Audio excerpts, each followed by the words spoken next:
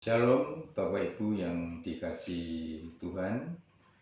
Bersyukur pagi hari ini kita masih diberi kesempatan Tuhan untuk beribadah. Dan minggu ini adalah minggu yang ketiga di tahun 2021. Kita sudah melewati tahun 2020 yang penuh gejolak, banyak hal-hal yang sudah direncanakan gagal tidak bisa terwujud. Nah, kita berharap tahun 2021 ini kita akan menjadi lebih baik. Sebelum firman Tuhan ini kita mulai, mari kita berdoa kepada Tuhan. Kami bersyukur Tuhan kalau pagi hari ini kami boleh beribadah kepadamu, meskipun kami tidak bisa bertatap muka, namun kami tetap bersyukur satu kesempatan ketika kami boleh beribadah kepadamu, memuji dan memuliakan Engkau, serta mendengarkan kebenaran firman-Mu. Kami menyerahkan pemberitaan firman ini ke dalam tangan-Mu, bila Engkau sendiri yang memakai hamba-Mu yang penuh keterbatasan ini untuk menyampaikan apa isi hati-Mu. Terima kasih Bapa, berkati kami semua. Di dalam nama Tuhan Yesus kami berdoa dan mengucap syukur. Bapak Ibu yang dikasihi Tuhan, ya, sekali lagi di tahun 2020 yang lalu, sejak bulan Januari ya tepatnya, kemudian muncul di Indonesia pada tanggal 9 Maret ya, kemudian dinyatakan Indonesia sudah masuk di dalam pandemi COVID-19 yang memporak-porandakan bukan hanya di Indonesia tapi di seluruh dunia. Semua rancangan manusia dihancurkan, dibatalkan semua. Ya. Banyak orang mengalami kegagalan-kegagalan di tahun 2020 yang lalu. Bapak Ibu yang dikasihi Tuhan, ya, tentu Tuhan sebenarnya tidak ingin ya, anak-anak Tuhan itu mengalami kegagalan. Tuhan tidak ingin. Seperti kita sebagai orang tua, kita tidak ingin melihat anak-anak kita gagal. Tentu kita tidak akan senang kalau anak-anak kita gagal. Oleh sebab itu Bapak Ibu, pagi hari ini saya ingin mengajak Bapak Ibu menyambut tahun 2021 ini dengan penuh harapan agar apa yang sudah kita rencanakan, apa yang sudah kita impikan tidak mengalami kegagalan. Pagi ini saya akan membacakan firman Tuhan dari Lukas 5 ayat 1 sampai 11, demikian bunyinya. Pada suatu kali Yesus berdiri di pantai Danau Genesaret. Sedang orang banyak mengerumuni Dia, hendak mendengarkan firman Allah. Ia melihat dua perahu di tepi pantai. Nelayan-nelayannya telah turun dan sedang membasuh jalannya.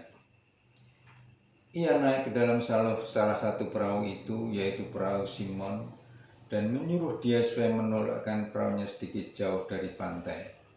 Lalu ia duduk dan mengajar orang banyak dari atas perahu. Setelah selesai berbicara, ia berkata kepada Simon, "Bertolaklah ke tempat yang dalam dan tebarkanlah jalamu untuk menangkap ikan." Simon menjawab, "Guru, telah sepanjang malam kami bekerja keras dan kami tidak menangkap apa-apa. Tetapi karena Engkau menyuruhnya, aku akan menebarkan jala juga." Dan setelah mereka melakukannya, mereka menangkap sejumlah besar ikan, sehingga jala mereka mulai koyak. Lalu mereka memberi isyarat kepada teman-temannya di perahu yang lain supaya mereka datang membantunya. Dan mereka itu datang, lalu mereka bersama-sama mengisi kedua perahu itu dengan ikan hingga hampir tenggelam. Ketika Simon Petrus melihat hal itu, ia pun tersungkur di depan Yesus dan berkata, "Tuhan, pergilah daripadaku, karena aku ini seorang berdosa." Sebab ia dan semua orang yang bersama-sama dengan dia takjub oleh karena banyaknya ikan yang mereka tangkap. Demikian juga Yakobus dan Yohanes, anak-anak Zebedius yang menjadi teman Simon. Kata Yesus kepada Simon, "Jangan takut. Mulai dari sekarang engkau akan menjala manusia." Dan sesudah mereka menghela perahu-perahunya ke darat, mereka pun meninggalkan segala sesuatu, lalu mengikut Yesus. Bapak Ibu yang dikasihi Tuhan, ya, di dalam kisah ini, dalam firman Tuhan ini, siapa yang mengalami kegagalan? Ya, di sini diceritakan bahwa Simon dan teman-temannya mengalami kegagalan. Si Simon Petrus mengalami kegagalan. Kegagalan apa? Semalam-malaman dia mencari ikan tetapi tidak ada hasilnya. Ya. Simon Petrus ini memang pekerjaannya adalah nelayan. Dia tahu bagaimana cara menyebar jala. Dia tahu di mana tempat-tempat ikan, karena memang dia nelayan setempat. Dia tahu persis dan dia ahli di dalam mencari ikan. Tetapi malam itu, sepanjang malam dia tidak mendapatkan apa-apa. Bapak Ibu, di dalam kehidupan ini, untuk yang terbaik saja tidak cukup. Simon Petrus ini kurang apa sebagai nelayan? Bisnisnya adalah nelayan. Tetapi suatu saat dia mengalami kegagalan juga. Bagian yang menarik dari ayat ini, Bapak Ibu, ada dua perbedaan hasil tangkapan. Yang pertama adalah Simon Petrus menangkap ikan semalam-malaman tanpa hasil. Yang kedua, Simon Petrus menangkap ikan dalam waktu yang super singkat, hasil melimpah. Bapak Ibu yang dikasihi Tuhan, ya. Ayat ini mengajar kepada kita tentang prinsip-prinsip keberhasilan berdasarkan firman Tuhan. Kita akan belajar satu persatu. Yang pertama, keberhasilan Petrus dan teman-teman mendapatkan ikan yang luar biasa, yang mungkin tidak pernah dia pikirkan, yang tidak pernah dia dapat. Yang pertama, kita bisa melihat di dalam ayat 5, ayat 3. Ia naik ke dalam perahu itu, yaitu perahu Simon, dan menyuruh dia supaya menolakkan perahunya sedikit jauh dari pantai. Lalu ia duduk mengajar orang banyak di atas perahu itu. Yang pertama, Bapak Ibu, Simon Petrus memberi kesempatan kepada Tuhan Yesus memakai perahunya. Sebenarnya Simon Petrus bisa saja menolak, tetapi dia bersyukur, dia memberi kesempatan Tuhan Yesus untuk memakai perahunya. Artinya Bapak Ibu, Simon Petrus memberi kesempatan pekerjaannya dipakai untuk melayani Yesus. Kita tahu dalam konteks ini bahwa Petrus ini pekerjaannya tidak ada lain kecuali nelayan. Bisnisnya adalah dia sebagai nelayan. Tetapi suatu saat ketika Yesus membutuhkan bisnisnya sebagai ladang pelayanan, Petrus rela untuk memberikan pekerjaan bisnisnya untuk dipakai Tuhan melayani. Bapak Ibu yang dikasihi Tuhan, dalam Kolose 3 ayat 23 dikatakan, apapun yang kamu perbuat, perbuatlah dengan segenap hatimu seperti untuk Tuhan dan bukan untuk manusia. Jadi Bapak Ibu, kunci yang pertama, menghadapi tahun-tahun, menghadapi bulan-bulan ke depan. Mari izinkan Tuhan memakai hidup kita, memakai pekerjaan kita, memakai bisnis kita untuk pekerjaan-pekerjaan Tuhan.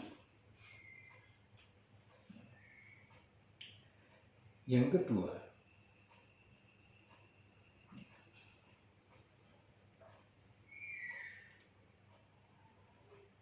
Simon Petrus menghadirkan Tuhan di dalam setiap aktivitasnya. Ketika dia disuruh Tuhan untuk mengayuh perahunya, Simon Petrus tidak menolak. Dia tahu bahwa Tuhan ada di situ. Tuhan hadir di dalam kehidupannya. Sehingga dia mempersilahkan Tuhan untuk melakukan pelayanan pada saat itu.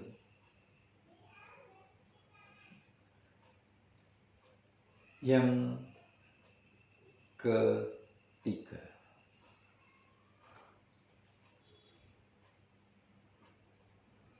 waktu Tuhan Yesus berada di pantai itu, Simon Petrus dan para nelayan itu baru tiba. Jadi dikatakan ia melihat dua perahu di tepi pantai, nelayan-nelayannya telah turun dan sedang membasuh jalannya. Mereka tidak mendapatkan apa-apa pada saat itu. Yang mereka dapatkan adalah capek, mungkin kesel, hatinya dongkol, semalam-malaman sudah bekerja tetapi dia tidak mendapatkan apa-apa. Tetapi Bapak Ibu, ketika Tuhan Yesus menyuruh mereka